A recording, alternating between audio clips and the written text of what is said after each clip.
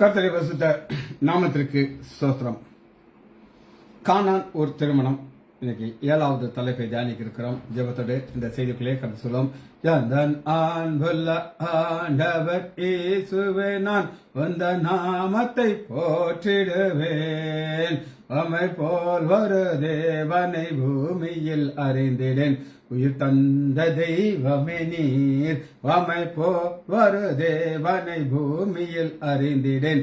உயிர் தந்த தெய்வமே நீர். ஆனந்தம் ஆனந்தமே அலம் பகலிலும் பாடிடுவேன். இயேசுவே எந்த நாருயிரே, இயேசுவே எந்த நாருயிரே. பெற்ற தாயும் என் தந்தையுமானவரே, மற்றும் எல்லாம் எனக்கு நீரே. பெற்ற தாயும் என் தந்தையுமானவரே, மற்றும் எல்லாம் எனக்கு நீரே. வானம் பூமியும் யாவையும் மாறிடினும் நீரோ வாக்கு மாறாதவரே. வானம் பூமியும் யாவையும் மாறிடினும் நீரோ வாக்கு மாறாதவரே. ஆனந்தம் ஆனந்தமே அல்லும் பகலிலும் பாடிடுவேன். இயேசுவே எந்த நாருயிரே. உயர் அடைக்காலத்தில் என்னை வைத்தவரே, வந்த நாமத்தை நம்பிடுவேன். உயர் அடைக்காலத்தில் என்னை வைத்தவரே, உந்த நாமத்தை நம்பிடுவேன். உம்மை போல் ஒரு தேவனை பூமியில் நம்பிடேன். உயிருள்ள தெய்வமே நீர்.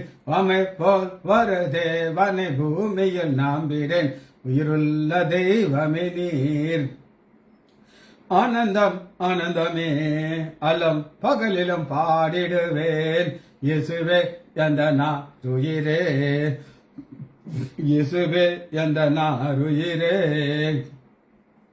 எந்தன் சிருஷ்டிகரே, உம்மை நினைத்திடவே தந்த வாலிப நாட்களிலே. எந்தன் சிருஷ்டிகரே, உம்மை நினைத்திடவே தந்த வாலிப நாட்களிலே. இந்த மாய உலகத்தை வெறுத்திட அளித்திரே பரிசுத்த ஜீவியமே. இந்த மாய உலகத்தை வெறுத்திட அளித்திரே பரிசுத்த ஜீவியமே.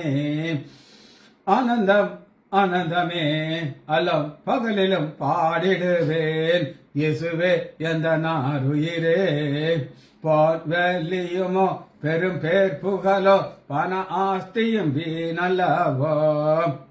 பொன்வெளியுமோ பெரும் பேர் புகழோ பண ஆஸ்தியும் வீணல்லவோ. பரலோகத்தின் செல்வமே என் அருள் இயேசுவே, போதும் எனக்கு நீரே. பரலோகத்தின் செல்வமே என் அருள் இயேசுவே, போதும் எனக்கு நீரே. இயேசுவின் நாமத்தினாலே ஜெபங்களின் பிதாவே, ஆமென். கர்த்தருடைய பரிசுத்த நாமத்திற்கு ஸ்தோத்திரம். லீலா பிரைஸ்லாட், நாகரத்னம் அம்மாள் பிரைஸ்லாட். நம்ம ஒரு தொடர் செய்தியை தியானித்துக் கொண்டிருக்கிறோம். கானான் ஊர் திருமணம். இந்த கானான் ஊர் திருமணத்துல ஆண்டவர் ஒரு நோக்கத்தோடு அந்த அற்புதத்தை செய்தார். அது என்ன நோக்கம் அப்படின்னு கேட்டீங்கன்னா, யோவான் 2வது அதிகாரம் 11வது வசனத்துல இவ்விதமாக இயேசு இந்த முதலாம் அற்புதத்தை கலிலேயா உள்ள கானானில் செய்து தம்முடைய மகிமையை வெளிப்படுத்தினார். மகிமையை வெளிப்படுத்ததுனால சீஷர்கள் அவரிடத்தில் விசுவாசம் வைத்தார்கள். இன்னைக்கு அதுல 4வது அற்புதத்தை நம்ம இன்னைக்கு தியானிக்கிறோம். 4வது அற்புதம். 4வது அற்புதத்தை நம்ம எங்க பார்க்கிறோம் அப்படின்னு கேட்டேன். ஏற்கனவே நம்ம ஒரு பார்த்தாச்சு. வானத்திலிருந்து வருகிற மண்ணாங்கிறத பார்த்தாச்சு. அதற்கு இன்டர்லூட் இடைச்சொல்களாக 6வது அதிகாரம் 15வது வசனம்.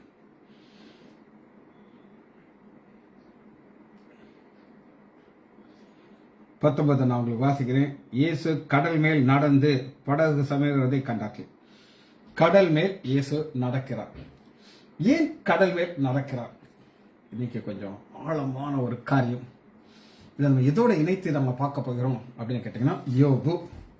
சரி, முதலாக ஏன் ஆண்டவர் கடல் மேல் நடந்தார் அப்படின்னு நீங்க ஒரு கேள்வியை கேட்டீங்கன்னா, அதற்கு பதில யோபு 9வது அதிகாரம் 8வது வசனம். யோபு 9:8 ஏன் நம்முடைய ஆண்டவராகிய இயேசு கிறிஸ்து கடல் மேல் நடந்தார்? அவர் ஒருவரே வானங்களை விரித்து சமுத்திர அலையின் மேல் நடக்கிறவர். அவரால் மாத்திரம் தண்ணீர் நடக்கும். பழைய ஏற்பாட்டில் இங்க நம்ம இருக்கிற பார்த்ததை யோபு மூலமாக நம்ம இன்னைக்கு பார்க்கிறோம். யோபு எடுத்து வைத்துக் கொள்ளுங்கள். யோபுல தான் இன்னைக்கு நம்ம செய்தியை நம்ம தியானிக்க இருக்கிறோம். யோபு உடைய ஒரு வெளிப்பாடை நம்ம பார்க்கிறோம். யோபு 37வது அதிகாரம் 5வது வசனம். இதில் தான் நம்ம போறோம். நம்முடைய ஆண்டவராகிய இயேசு கிறிஸ்து கடல் மேல் நடந்தார். ஏன்னா அவரால் மாத்திரம் அதை செய்ய முடியும்னு சொல்லி யோபு சொல்கிறார். இப்ப இந்த வசனத்தை எல்லாரும் எடுத்துக்கோங்க. 37வது அதிகாரம் 5வது வசனம் 5. தேவன் தம்முடைய சத்தத்தை ஆச்சரியமான விதமாய் குமர பண்ணுகிறார். நாம் கிரகிக்க கூடாத பெரிய காரியங்களை அவர் செய்கிறார். கிரகிக்க கூடாத பெரிய காரியங்களை செய்கிறார். இது என்ன நம்ம பார்க்கிறோம். தண்ணீர் மேல் நடக்கிறது என்ன அப்படின்னா, நம்மால் கிரகிக்க கூடாத ஒரு பெரிய காரியம். அதை அவரால் மாத்திரம் தான் செய்ய முடியும்.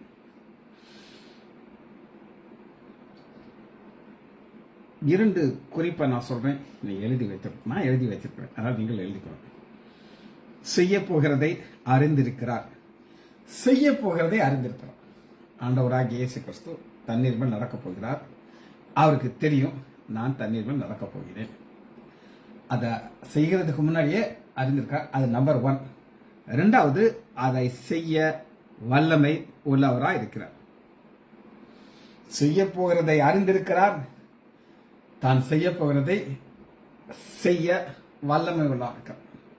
இன்னைக்கு அநேக நேரங்களில் நம்மால் இது என்ன செய்ய முடியாதுன்னா, ஆராய்ந்து பார்க்க முடியாது, கிரகிக்க முடியாது, நம்மால் செயல்படுத்த முடியாது. 3 குறிப்பு. ஆராய்ந்து பார்க்க முடியாது. ஒரு கிராவிட்டி அப்படின்னு ஒரு ஃபோர்ஸை ஆண்டவர் உண்டு பண்ணியிருக்கிறார். அந்த கிராவிட்டி என்ன செய்யும்னா உள்ள இழுக்கும். தண்ணீர் மேல நடக்க முடியாது. இது உண்மை. ஆனா நம்மால கிரகிக்க முடியாத ஒரு காரியம் என்னன்னா, அவர் நடந்து காட்டுகிறார். எதற்காக நடந்து காட்டுகிறார் அப்படின்னு நீங்க கேட்டீங்கன்னா, நாம் அவர் மேல் விசுவாசம் வைக்கணும். அந்த விசுவாசம் நம்ம வைக்கணுங்கிறதுக்காண்டி ஒரு பெரிய காரியத்தை செய்கிறார். நம்மால் கிரகிக்க முடியாத ஒரு காரியத்தை செய்கிறார். கிரகிக்க முடியாத ஒரு காரியம் அப்படின்னா என்ன அப்படின்னு கேட்டீங்கன்னா, ஒரு உதாரணத்துக்கு நான் சொல்றேன். ஒரு சேட்டலைட், சரியா? அதை சில விஞ்ஞானிகள் அதை கண்டுபிடிச்சு கிராவிட்டி அப்படிங்கிற ஒரு புவியீர்ப்பு சக்திக்கு மேல கொண்டு போய் அதை நிறுத்திட்டாங்க. இப்படிக்கு ஆயிரக்கணக்கான சேட்டலைட் அங்க இருக்குது. குப்பை தொட்டி மாதிரி கிடைக்குது. அதுல பல சேட்டலைட் அதனுடைய எக்ஸ்பைரி ஆயிடுச்சு. ஆனாலும் அது குப்பை தொட்டி மாதிரி அங்கதான் கிடைக்குது. இது அவங்களால அதுக்கப்புறம் அதை என்ன செய்யணும்னு தெரிய மாட்டேங்குது. ஒரு சயின்டிஸ்ட் ஒரு தேசம் அனுப்புனாங்களா, அடுத்து அடுத்து அடுத்து எல்லாரும் அனுப்பிட்டு இருக்காங்க. இது செய்ய முடிய காரியம். ஒரு ஆள் செய்து இன்னொருத்தங்க காப்பி அடிக்கிறாங்க. ஆனா நம்மால கிரகிக்க முடியாத காரியம். 2வது, இது ஒரு பெரிய காரியம். நான் வாசிக்கிறேன். யோபு 37வது அதிகாரம் 5வது வசனத்துல, தேவன் ஆச்சரியவிதமாய் நாம் கிரகிக்க கூடாத பெரிய காரியங்களே அவர் பெரிய சேட்டலைட் அனுப்புறது கஷ்டம், நமக்கெல்லாம் முடியாது. ஆனா ஒரு மனுஷனால முடியும். அது பெரிய காரியம் கிடையாது. ஒரு ஆள் செஞ்சு அடுத்தவங்க செஞ்சிருவோம். ஆனா இது ஒரு பெரிய காரியம்.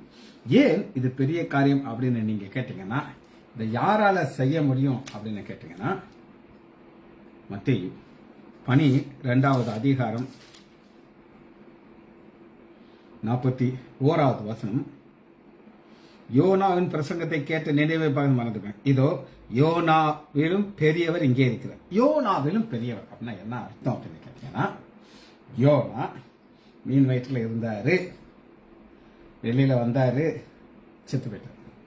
நம்முடைய ஆண்டவராகிய இயேசு கிறிஸ்து மீன் வைத்த ஒரு ஊமையாக காட்சி பூமிக்குள்ள போவாரு, 3 நாள் இருப்பாரு, வெளியே வருவாரு, மரணத்தை ஜெயிச்சிட்டார்.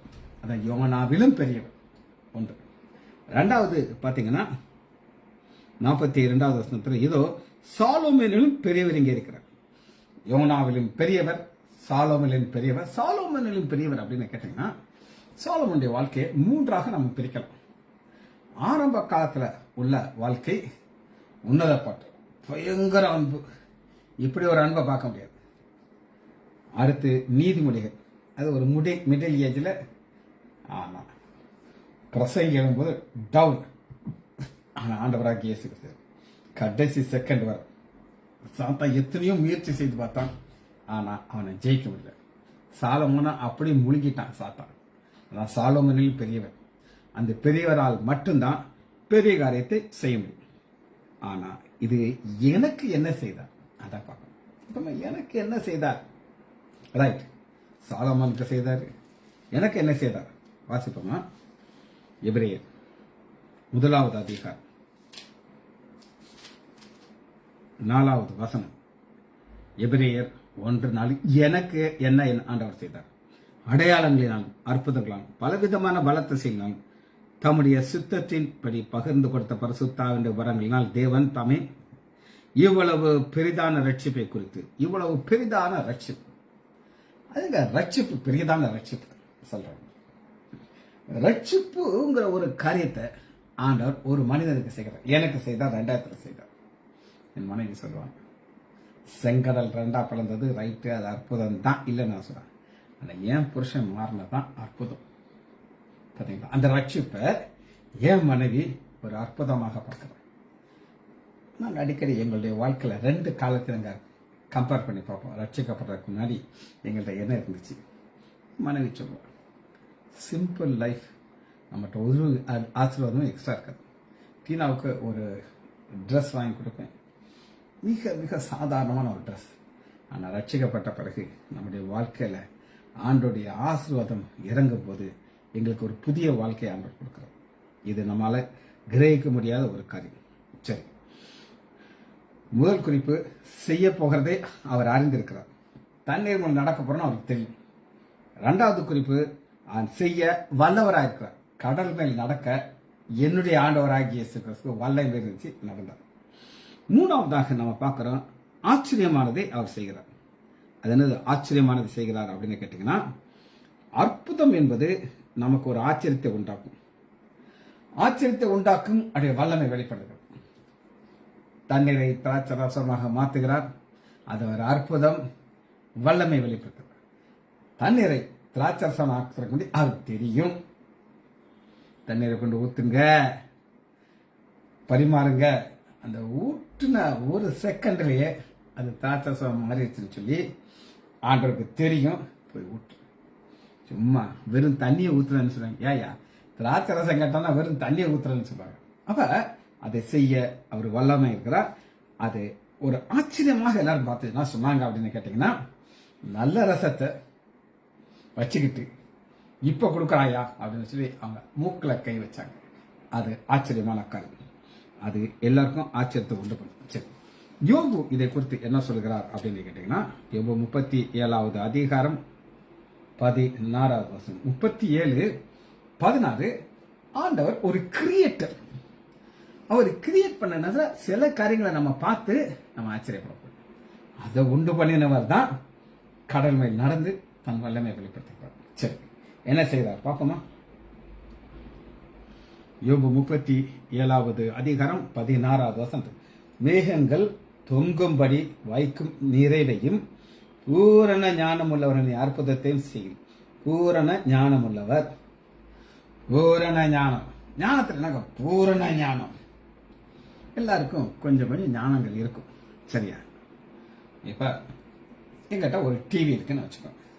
அது சோனி டிவி, விலை 50,000 ரூபா. அது கூட வச்சுக்கோங்க, எனக்கு தெரிஞ்சு நான் வாங்கினது கிடையாது. அது திடீர்னு ஒரு நாள் போச்சு. அந்த ரிப்பேர் பார்க்குற ஆளை கூப்பிட்டு, ஐயா பிக்சர் டியூப் போயிடுச்சுன்னு நினைக்கிறேன், மாத்திரம்னா நீங்கள் வந்து எவ்வளோ 1000 நாள் செலவழிங்க, ஆனால் இது நான் பண்ணீங்களா அந்த மாதிரி பெஸ்ட்டாக இருக்குன்னுட்டு அவர் பார்க்குறாரு. ஒரு சின்ன ஃபியூஸ் போயிடுச்சு. அவர் தெரிஞ்சிச்சு, டாக்டர் முட்டா பையன், அவன் தலையில் ஒரு நாமத்தை போடுவோன்னு சொல்லிட்டு, சார் ஒரு 15 நாள் அவசரம், நீங்கள் அவசரப்படக்கூடாது. எனக்கு அதுக்கு அவசரம், அது தூக்கி அவன் வீட்டில் ஒரு மூலையில் தூக்கி வச்சிருவான், சரியா? வச்சுட்டு ஒன்றுமே செய்ய மாட்டான். நான் கேட்குறேன், என்னங்க ரெடி ஆச்சா? சூப்பராக ரெடி பண்ணிட்டேன். இப்போ கொண்டு வந்து காட்டேன். அந்த ஃபியூஸை போட்டு பார்ப்பேன். பிக்சர் அழகாக தெரியுது. கொண்டு வந்து என்கிட்ட சொல்லுவான், சார் புது டியூப் போட்டிருக்கேன் சார். 50,000 டிவிக்கு 25,000 நான் டிவி 20,000 கொடுத்தா போதும், 20,000 அப்படின்னு ஒரு ரேட்டை போட்டு என்கிட்ட வாங்கிக்கிறான். ஆனால் அந்த ஆள் போட்டது 2 ரூபாய்க்குள்ள ஃபியூஸ். சரிங்களா? நான் ஒரு டாக்டர்னு சொல்லுவேன், சர்ஜரி பண்ணுறேன், அப்படி இப்படியெல்லாம் பண்ணினாலும் அவன்கிட்ட நான் முட்டாளாயிடுறேன். புரியுதா உங்களுக்கு? இதான் பூரண அறிவில் ஆண்டவருக்கு இருக்கிறது பூரண அறிவு. ஆனால் நமக்கு இருக்கிறது மட்டமான அறிவு. இதை எப்படி சொல்கிறாங்க அப்படின்னு கேட்டிங்கன்னா, இன்ஃபென்ட் பிரெயின். ஒரு குழந்தைக்கு மூளை எவ்வளோ இருக்கும் பார்த்தீங்களா, அந்த அளவுக்கு தான் நமக்கு இருக்கும். ஆனால் அவருக்கு இருக்கிறது என்ன அப்படின்னீங்கன்னா, பூரண ஞானம் உள்ளவரின் அற்புதமான செய்கை. இப்ப தண்ணீர் மேல் நடக்கிறது பூரண ஞானம் உள்ளவருடைய அற்புதமான செய்கை. இங்கிலீஷ்ல தி வண்டரஸ் ஒர்க் அப்படின்னு பார்க்கும். அது அவருடைய ஞானம். அந்த ஞானத்தை ஆண்டவர் வைத்திருக்கிறார். அந்த ஞானத்தை வெளிப்படுத்துகிறார். எதற்காக வெளிப்படுத்துகிறார்? அதான் மேட்டர். எதற்காக ஆண்டவர் தன்னுடைய பூரண ஞானமாகிய தண்ணீர் மேல் நடக்கிறத வெளிப்படுத்துகிறார்னா, இப்ப நான் உங்களுக்கு யோவான்ல காமிச்சேன். அப்படி ஒரு சம்பவத்தை நம்ம பார்க்க போறோம். மத்தேயு 14வது அதிகாரத்துல சிமிலர் சம்பவம் 25. மத்தேயு 14:25. இரவின் 4ஆம் ஜாமத்திலே இயேசு கடல் மேல் நடந்து அவரிடத்துல வந்தார். நடந்து வந்த உடனே பேதுரு கேட்கிறாரு, நடக்க வைக்கிறாரு, உள்ள முங்கிறாரு, அவரை கையை விட்டு எழுப்பி விட்டாரு. அப்புறம் என்ன நடக்குது அப்படின்னு கேட்டீங்கன்னா, மத்தேயு 14வது அதிகாரம் 32 அவர்கள் படகிலே ஏறினுடனே காற்று அமர்ந்தது. அப்பொழுது படகில் உள்ளவர்கள் வந்து, மெய்யாகவே நீர் தேவனுடைய குமாரன் என்று சொல்லி அவரை பணிந்து கொண்டார். இதுதான் அன்றைய நோக்கம். ஏன் ஒரு அற்புதத்தை செய்கிறார்? ஏன் தன்னுடைய வல்லமை வெளிப்படுத்துகிறார்? ஏன் தன்னுடைய ஒரு அனாதி பவரை வெளிப்படுத்துகிறார்? நாம் ஆண்டவராகிய இயேசு கிறிஸ்து தேவனுடைய குமாரனை சொல்லி நம்ம ஏற்றுக்கொள்ளணும், பணிந்து கொள்ளணும். இதுதான் நோக்கம். இதை நீங்க ஏற்றுக்கொண்டீங்களா? ரைட், ஓவர், பிரச்சனை எல்லாம் முடிஞ்சு போச்சு. சரி, இந்த அனாதி ஞானத்தை நம்ம கொஞ்சம் பார்க்க போறோம். யோபு 12வது அதிகாரம் 13, 12, 13 ஞானத்துல அனாதி ஞானத்தை நம்ம பார்க்க போறோம். 12, 13 அவரிடத்திலே ஞானமும் வல்லமையும் எத்தனை அதிகமா இருக்கும். அவருக்கு ஆலோசனையும் புத்தியும் உண்டு. நான்கு காரியத்தை நம்ம பார்க்க போறோம். நம்பர் 1, ஞானம், விஸ்டம், வல்லமை, பவர், ஆலோசனை, புத்தி. இந்த 4 காரியம் நம்ம இடத்துல கிடையாது, ஆண்டவர்கிட்ட மட்டும்தான் உண்டு. அந்த விஸ்டம் வேற, பவர் வேற. உதாரணத்துக்கு நான் சொல்றேன், ஒரு நீராவி இன்ஜின், அந்த ட்ரெயினுக்கு நிலக்கரி போடணும், தண்ணி அதில் போடணும். அந்த பாய்லர் தண்ணியை கொதிச்சு கொதிச்சு கொதிச்சு அந்த ஸ்ட்ரீம் வந்து ஒரு பவராக மாறி அந்த வண்டியை அசைச்சு கொண்டு போகுது. அது அந்த காலத்தில் நாங்கள்லாம் ஸ்டூடெண்டாக இருக்கும்போது நாங்கள் போயிருக்கோம். போய் வீட்டுக்கு வந்தான்னா உடம்பு ஃபுல்லாக கரியாடு. ஆனால் இப்போ அதை தூக்கி எங்கே போட்டாங்கன்னு எனக்கு தெரியாது. டீசல் ட்ரெயின் அடுத்த ஸ்டெப் வந்துச்சு. டீசல் கரிபடாது, ஒன்றும் படாது, அள்ளி போட வேண்டியதில்லை, எதுவுமே தேவை, சூப்பராக போகும். அதுக்கடுத்து எலக்ட்ரிக் ட்ரெயின். இப்படி அந்த ஞானங்கிறது மனுஷங்கிறது டெவலப் ஆகி போய்கிட்டே இருக்குது. One one one one one. ஆனால் விஸ்டம், பவர் யாருக்கு இருக்குன்னா ஆண்டவருக்கு மாத்திரம். நம்மளால் கற்பனை செய்ய முடியாது. ஒரு மனிதன் கடல் மேல் நடக்கிறத கற்பனையில கூட நம்மளால செய்ய முடியாது. என்ன செஞ்சாலும் அது கடைசியில் எப்படி அது முடியும் அப்படின்னு கேட்டீங்கன்னா முட்டாள்தனமா முடியும். எப்படி முடியும்? முட்டாள்தனமா முடியும். ஏன் அப்படின்னு கேட்டீங்கன்னா, இந்த ஞானத்தினுடைய வெளிப்பாடுன்னு ஒன்று இருக்குதுங்க. இப்ப யோபு விட்டுட்டு எரேமியா 51வது அதிகாரத்துக்கு வரும். 51வது அதிகாரம் 15வது வசனத்தை வாசிப்போம்.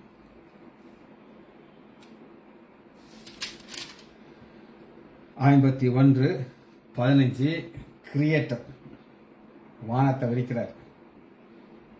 ஒரு மெய்யாக 13 51:15 அவர் பூமியை தமது வல்லமையினாலே உண்டாக்கி பவர் ஞானம் வல்லமை. ஞானம் என்ன சொல்லுது அப்படின்னு கேட்டீங்கன்னா பூமியை இப்படி உண்டு பண்ணணும், ஒரு உருண்டையா உண்டு பண்ணணும், அதுல புவி ஈர்ப்பு சக்தின்னு ஒன்று வைக்கணும், மேக்னெட்டிக் ஃபோர்ஸ்னு ஒன்று வைக்கணும், ஆக்சிஜனை வைக்கணும், கிராவிட்டி இருந்தா தான் மக்கள் நடப்பாங்க, கிராவிட்டி இல்லைன்னா பறப்பாங்க. இவ்வளவு அவருடைய ஞானம் இருந்து வெளிப்பாடு. அதை ஆக்ஷனா இப்போ வச்சுட்டார். இப்போ நீங்க பார்க்குற மூன் நிலால இது எதுவுமே கிடையாது. புவி ஈர்ப்பு சக்தி கிடையாது, தண்ணி கிடையாது, ஆக்சிஜன் கிடையாது, மனுஷனால வாழ முடியாது. அதையும் அவர் தான் உண்டாக்குனார். அது உண்டாக்குனது எதற்காக உண்டாருன்னா அது ஒரு சுடராக உண்டு பண்ணும். மூன் கேலண்டர் அப்படிங்கிறது உண்டாக்குனார்.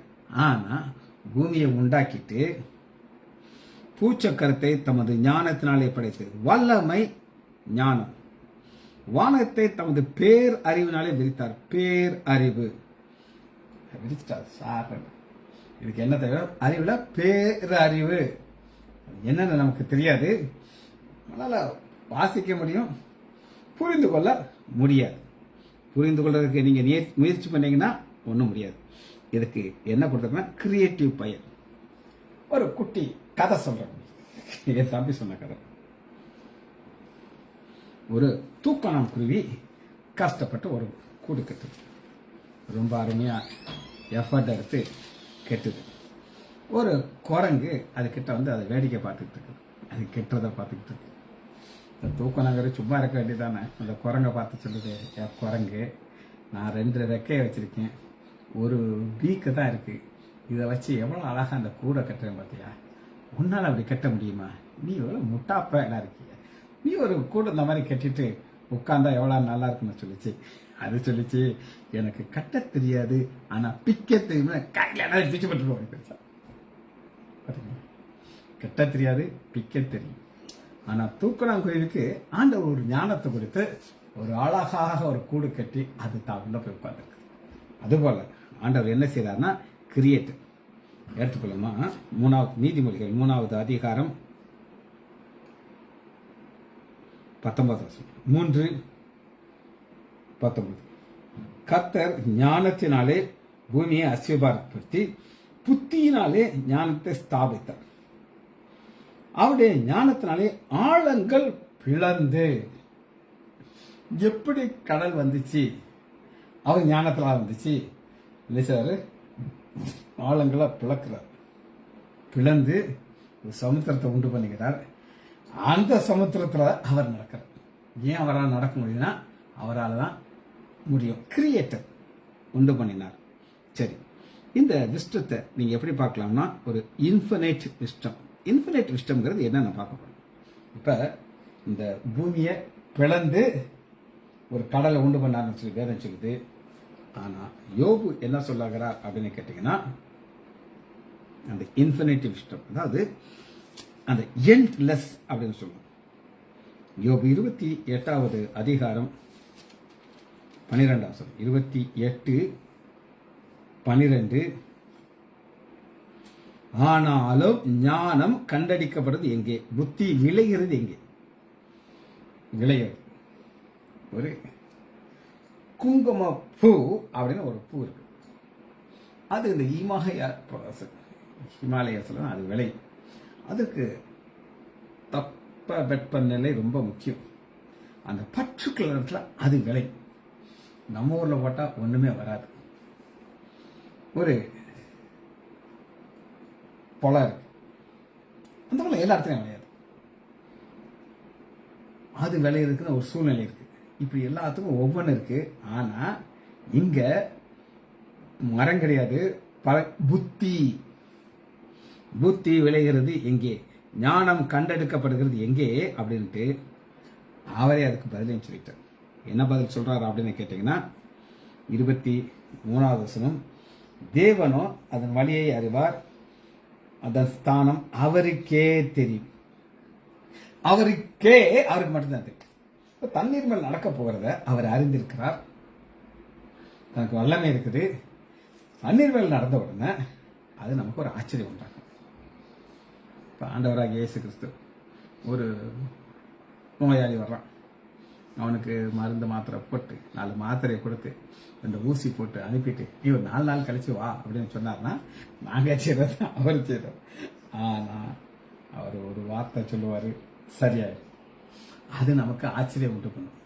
இதுதான் புத்தி, இதுதான் ஞானம், இதுதான் வல்லமை, அனாதி ஞானம். அது அவருக்கு மாத்திரம் வேற யாருக்கும். அதனாலதான் அவரால் மாத்திரம் தண்ணீர் மேல் நடக்கும். நம்மளால யோசிச்சு கூட பார்க்க முடியாது, நம்மளால புரிந்து கொள்ள முடியாத ஒரு காரியம். சரி, இன்னும் ஒரு காரியத்தை மட்டும் லேசா டச் பண்ணிட்டு நம்ம அதை முடிச்சுக்கிறோம். யோபு 37வது அதிகாரம் 16வது வசனத்துல கீழே தண்ணி மேல நடந்தவர் மேல என்ன செய்தான்னு பார்க்கணும். மேல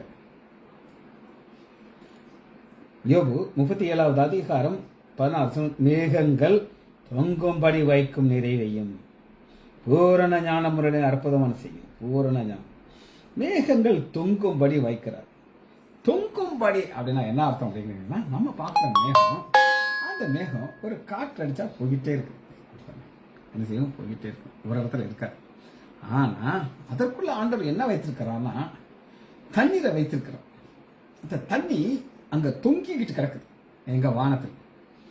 சில வருஷத்துக்கு முன்னாடி, எத்தனை வருஷம் ஞாபகம் இல்லை, அப்ப நான் தான் பைபிள் ஸ்டடி நடத்துறதுக்கு ஹாஸ்பிட்டலுக்கு போவேன். ஒரு 7 மணிக்கு நான் கிளம்புறேன். 6:15 அப்ப தமேந்திக்கான ஒரு சமயக்காரமா தான், அப்ப ரிட்டையர்ட் ஆயிடுச்சு. அது எனக்கு போன் அடிக்குது, சொல்லுது ஸ்டாலின் அப்படின்னு ஒரு பஸ் டிரைவர் ஒரு பஸ்ஸோட வந்திருக்கிறார், உங்களை பார்க்கணுங்கிறாரு, உங்களை கூட்டிட்டு போக போறாரு. நான் கீழே வந்துக்கிட்டு என்ன ஸ்டாலின் சொல்றேன். முந்தின நாள் மழை ஊத்தி விருதுநகர்ல இந்த அவங்களுடைய பஸ் டெப்போ பள்ளத்தில் இருக்குது. நீங்க பார்த்தா தெரியும், இந்த மதுரை ரோட்டு போற வழியில இருக்கு. அடிச்ச மழையில ஃபுல்லா தெப்ப நிறைஞ்சிருச்சு, அவங்களுடைய டெப்போவை நிறைஞ்சிருச்சு. இவர் கொண்டு வந்திருக்காரு. அப்ப அவங்க சொல்றாங்களா, ஸ்டாலின் நீங்க எல்லாரும் உங்க பஸ்ஸை கொண்டு போய் எங்கேயாவது கொண்டு போயிருங்க, இங்க கொண்டு வந்து முடியாது, டேங்க் எல்லாமே தண்ணி ஃபுல்லாயிருச்சு. அதாவது பஸ்ஸை அங்க விட்டுட்டு அவங்க போயிடணும், அதான் ரூல்ஸ். ஆனா எங்கேயாவது கொண்டு போ, நான் சொல்றப்ப கொண்டா அப்படின்ட்டு. இவருக்கு ப்ரேயர் அட்டன் பண்றதுக்கு எங்க டாக்டர்மா எங்க ஏன் பஸ்ஸில் கூட்டிட்டு போவேன்ட்டு என்னை முன்னாடி உட்கார வச்சுட்டாரு. டிக்கெட் உண்டா? டிக்கெட்லாம் கிடையாது. அந்த பஸ்ஸை சல்லுன்னு ஓட்டிட்டு போறாரு.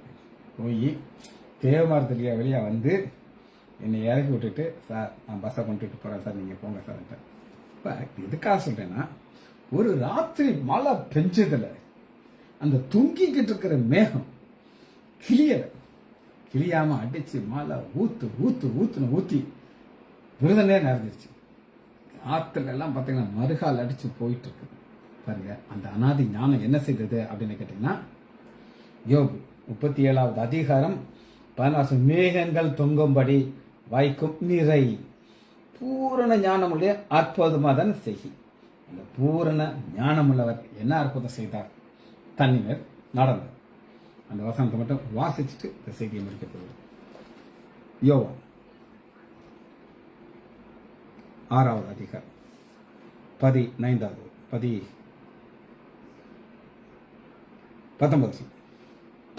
இயேசு கடல் மேல் நடந்து படகுக்கு சமர்வதை கண்டு பயந்தார். ஜெபிச்சு படிப்பாமா? மகா இறக்கமாம் கரைவேமல பிதாவே, உங்களை துதிக்கிறோம் ஐயா. பூரண ஞானம் உள்ளவர், நாங்கள் கிரகிக்க முடியாத அளவு வல்லமை உள்ளவர் என்று யோபு எங்களுக்கு வெளிப்படுத்தினதுக்காக நன்றி ராஜா. அப்படிப்பட்ட ஒரு பெரிய கடவுளை எங்களுடைய இரட்சகராக நாங்கள் ஏற்று எங்களுடைய வாழ்க்கையை நம்முடைய கரத்திலே ஒப்புக்கொள்கிறோம் ஐயா. எங்கள் வாழ்க்கையில் அற்புதத்தை செய்திருக்கீங்க ஐயா. தொடர்ந்து எங்களை காத்துக்கொள்ளுங்க. பிள்ளைகள் ஒவ்வொருவரையும் நான் அவராகிய இயேசு கிறிஸ்துவின் நாமத்தினாலே ஆசீர்வதிக்கிறேன். இயேசுவின் நாமத்தினால் ஜெபங்கள் பிதாவே. ஆமேன் ஆமேன்.